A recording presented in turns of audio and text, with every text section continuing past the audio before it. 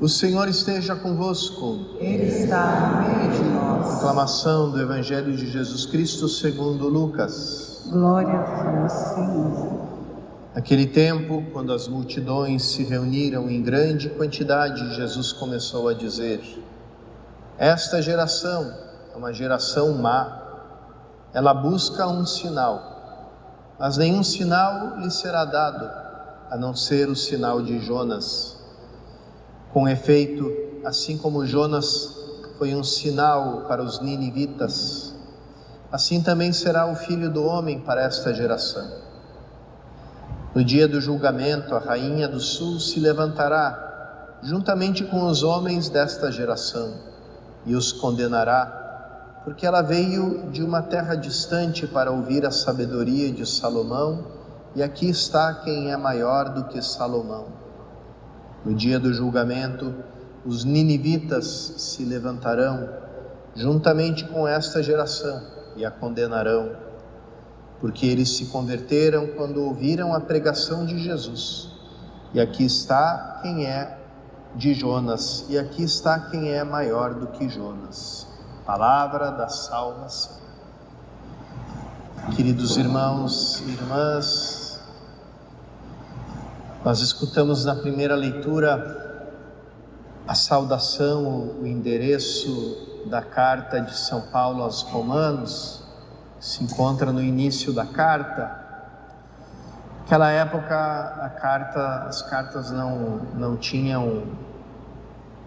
eram fechadas em envelope, eram rolos, que depois recebiam um pingo de cera, recebiam um carimbo, ficavam seladas, para depois serem abertas só pelo destinatário. E geralmente, como as cartas dos correios, ou encomendas dos correios, aparece o remetente e o destinatário. E as cartas antigas também tinham, na primeira frase delas, era sempre essa informação: quem escreve para quem, quem manda e quem deve receber.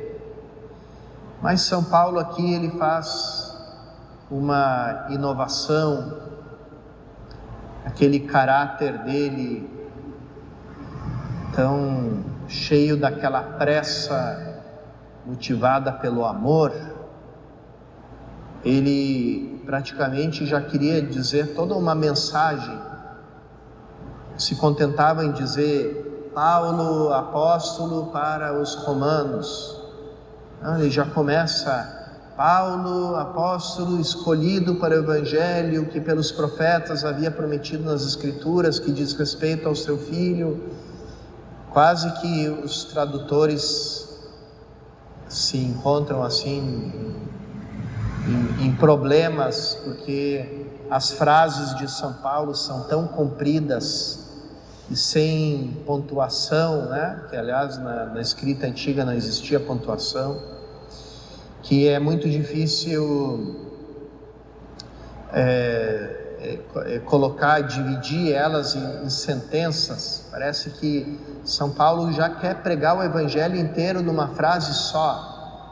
Fica aquela frase interminável, motivada pela pressa. Então, já no cabeçalho da carta, Paulo já faz todo o anúncio do evangelho. O Filho de Deus, prometido nas Escrituras, descendente de Davi segundo a carne, autenticado como Filho de Deus, por quem recebemos a graça da vocação, a fim de podermos trazer a fé a todos os povos pagãos, entre os quais também estáis vós, chamados a ser discípulos de Jesus, vós que morais em Roma. Um pouco São Paulo já vivencia e já testemunha em primeira pessoa aquilo que Jesus tinha falado para a sua geração, para o seu povo, né? O povo fica, depois de tantas provas, de tantos sinais de Jesus, continuavam pedindo sinais e provas. Não queriam acreditar, parece que nenhum sinal, nenhuma prova era suficiente. Então, Jesus anuncia, assim como foi, o profeta Jonas foi e converteu aqueles pagãos de Nínive, né, que era a capital dos assírios, um povo violento, cruel, inimigo de Israel, né, e que se converte ao Deus único de Israel por causa da pregação de Jonas, que aliás pregou de muito má vontade, né, tentou fugir da sua missão, e quando começou a sua missão profética em Nínive, anunciou da pior forma possível, né, já quase querendo que ninguém se convertesse. E quando ele vê que os ninivitas se convertem, Jonas fica furioso, porque ele sabe que Deus vai ter misericórdia daquele povo se ele se converte. E Jonas queria que aquele povo se danasse, literalmente, né? Então, ali fica uma prova, né, de que quando a palavra de Deus encontra corações fechados, ela não insiste, simplesmente se dirige a outros corações que estejam abertos, que mostrem boa vontade, porque Deus não força ninguém. E somos nós que muitas vezes, por não entendermos o coração de Deus, que queremos forçar as pessoas. E a gente sabe que em matéria de fé, assim como em matéria de amor, o ar que se respira é o da liberdade. Ninguém pode ser forçado a crer, como também é impossível ser forçado a amar. Ninguém pode dizer, eu amo tal coisa ou tal pessoa porque fui obrigado, porque fui forçado. Não existe, né? É uma contradição em termos, vamos falar de um círculo quadrado, né? É falar de um amor forçado, de uma fé forçada. Então, o anúncio é dado, é enviado.